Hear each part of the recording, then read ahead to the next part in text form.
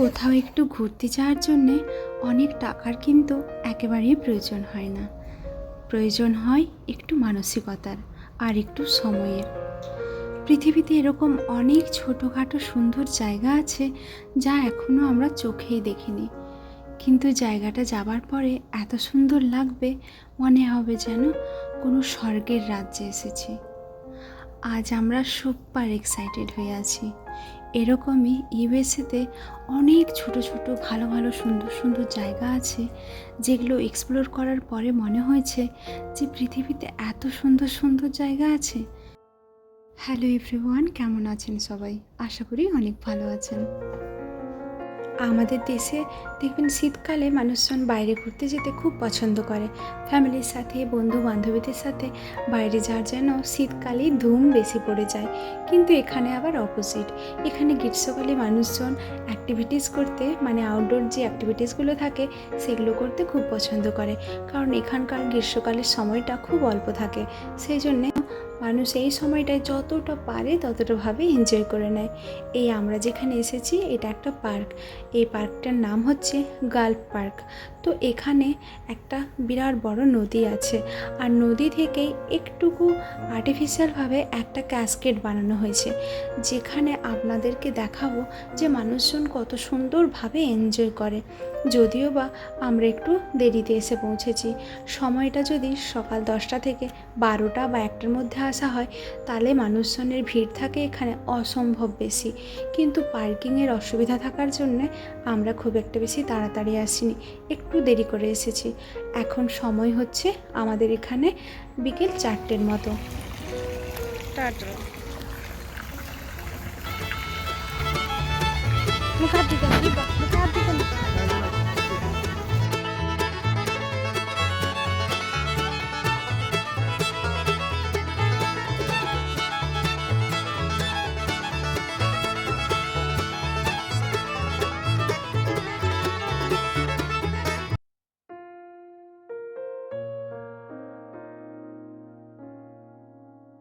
এই নদীটির নাম হলো হিউরন রিভার, আর এখান থেকেই নাকি এই শহরটির জল সরবরাহ করা হয়। জায়গাটা অত্যন্ত সুন্দর, বলুন দেখি কি সুন্দর লাগছে। চলুন আপনাদের সামনের দিকে একটু গিয়ে দেখায়। এই যে জায়গাগুলো করা আছে দেখতে পাচ্ছেন, এগুলো থেকে সাধারণত মানুষজন এখানে যে মাছ পাওয়া যায় সেগুলো ধরতে আসে। অনেক মানুষ আসে এখানে এরকম এনজয় করার জন্যে। অনেকেই আছে যারা আবার একটি করে কুকুর নিয়ে আসে এরকম এখানে হাঁটার জন্যে। জলের ডেপথ যদিও বা এখানটায় অতটা বেশি নেই। এই দেখুন, এগুলো হচ্ছে প্যাডেলিং করার সমস্ত কিছু ব্যবস্থা করা আছে। সামনের দিকে যেয়ে দেখতে হবে যে এখানে কাউন্টার কোথায় আছে, কত কি প্রাইস নেয়। আপনাদের সব কিছু দেখাবো।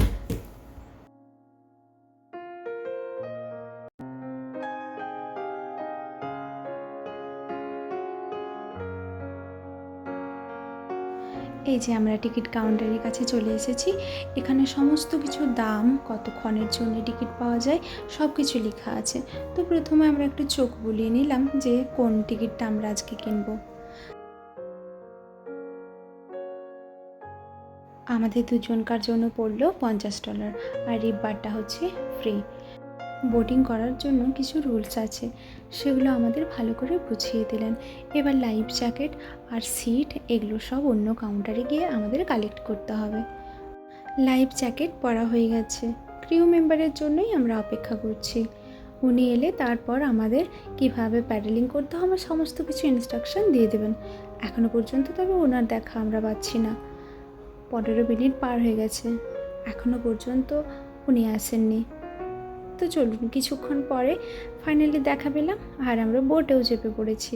এই দেখুন, রিব্বা তো প্রথম এত ভয় পাচ্ছিল, বোধহয় আমি ভাবছিলাম এবার কেঁদে দেবে, কিন্তু আমাদের কিন্তু ভীষণই ভালো লাগছে। এতদিন পর এরকম বোটিং করা, তাও আবার হাজব্যান্ডের সাথে, বেশ ভালোই আর কি মজা লাগছিল। কারণ শুভেন্দুর সাথে বোটিংয়ে বোধহয় আমি প্রথমবারই চাপলাম। বিয়ের আগে বেশ কয়েকবার আমি বোটিং করেছি, তখন তো একটা আলাদাই আনন্দ ছিল।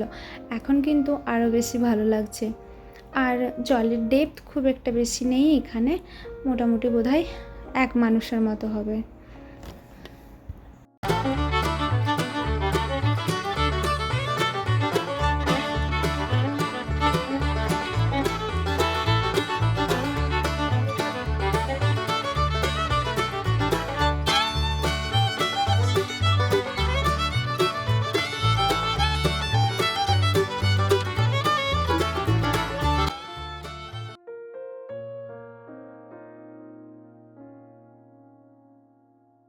বেশিরভাগ মানুষেরই টার্গেট থাকে এই ব্রিজটিকে ক্রস করার।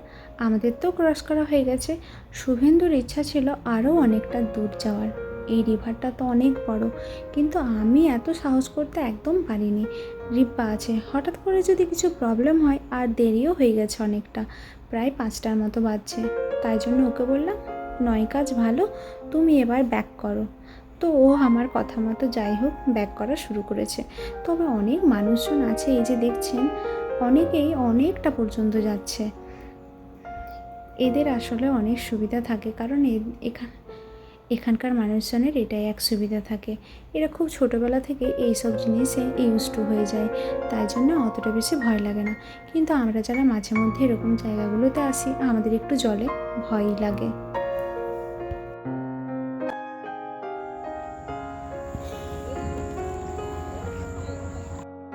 অনেকটাই সন্ধে হয়ে গেছে, আর জলটাকে বেশ ডার্ক লাগছে। আমার না সত্যি কথা খুব ভয় লাগছিল এখানে, তবে এনজয়ও প্রচুর করেছি। মাঝে মধ্যে এরকম জলে তারপরে পাহাড়ে গেলে বেশ ভালো লাগে, দেখবেন। এই দেখুন, বেশিরভাগ মানুষজনই এখান থেকে এবার চলে গেছে। আমি আগেই বললাম যে এখানে মেনলি ওই দুপুর টাইমটা পর্যন্ত বেশি মানুষজনকে দেখতে পাওয়া যায়। তো আমরা এই যে কাছাকাছি চলে এসেছি।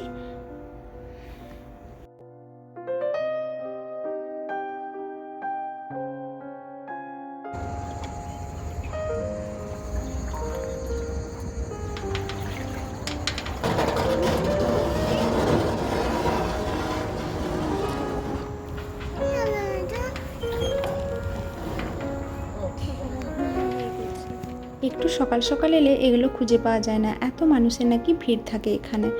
তো আমরা দেরিতে এসেছিলাম, আগেই বললাম আপনাদের। আর যথেষ্ট রোদও ছিল, শুভেন্দু ওই জন্য একটু টায়ার্ডও হয়ে গেছে। আর আমরা লাইফ জ্যাকেটগুলো এখানে রেখে দিলাম, এবার আমরা বাইরে যাচ্ছি। বাইরের পার্কটাও দেখতে খুব সুন্দর। রিব্বা ওই জন্য দেখলেন কেমন ছুটছে, ও পার্কটাই যাবে বলে।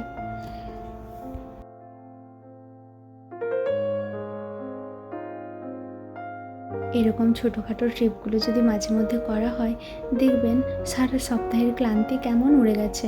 আর ফ্যামিলির সাথে বা বন্ধু বান্ধবীদের সাথে সময় কাটানোগুলোই তো মানুষের মনে থেকে যাবে। কত টাকা খরচ করলাম বা বিদেশে কোথায় গেলাম, এগুলো তো ম্যাটার করে না। কোন জায়গাতে কতটা কোয়ালিটি টাইম স্পেন্ড করছি, এটাই সবচেয়ে বেশি ম্যাটার করে।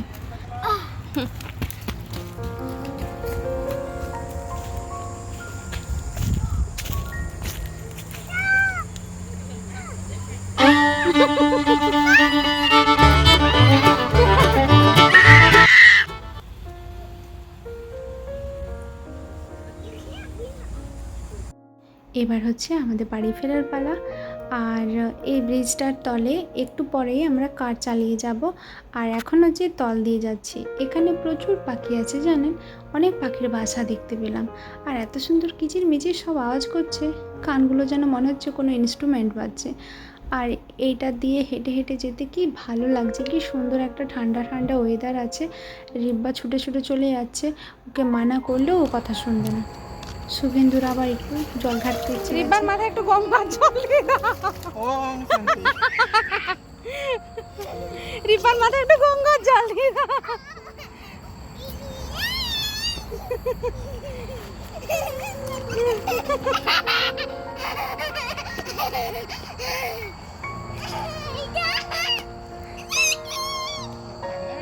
যা সামনে যা, সামনে যা, যা রিব্বা যা। ফিশ আছে, যা দেখায় দেখায়।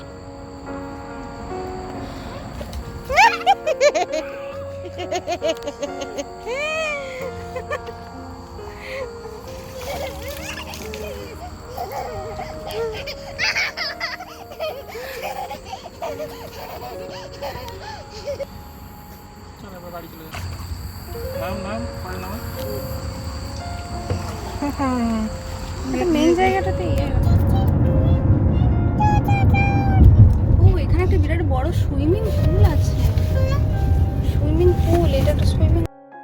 আজকের দিনটা ফ্যামিলির সাথে কাটিয়ে এত ভালো লাগলো বলে বোঝাতে পারবো না।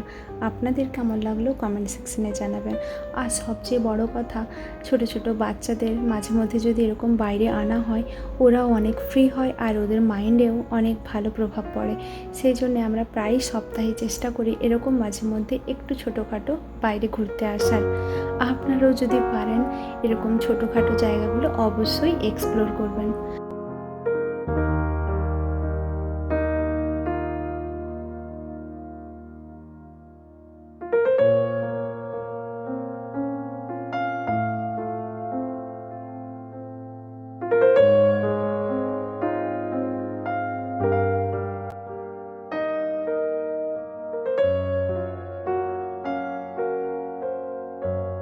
সকলে খুব ভালো থাকবেন, সুস্থ থাকবেন।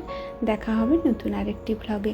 আরও অনেক জায়গা ছোটোখাটো বড় সড়ো যা জায়গাতে ঘুরতে যাব আপনাদের সাথে শেয়ার করব। সামনের সপ্তাহেই প্রোগ্রাম আছে আমাদের এরকম এক সুন্দর ক্যাসকেডে এসে বোটিং করার, সেই ভিডিওটাও আপনাদের সাথে শেয়ার করব। পরের ভিডিওটা অবশ্যই দেখবেন, ওখানে আরও সুন্দর সুন্দর অ্যাডভেঞ্চার আরও অনেক কিছু দেখতে পাবেন। তো আজকের ভিডিওটা কেমন লেগেছে কমেন্ট সেকশনে জানাবেন। আবারও বলছি, সকলে খুব ভালো থাকবেন, সুস্থ থাকবেন। যদি পারেন চ্যানেলটা সাবস্ক্রাইব করবেন।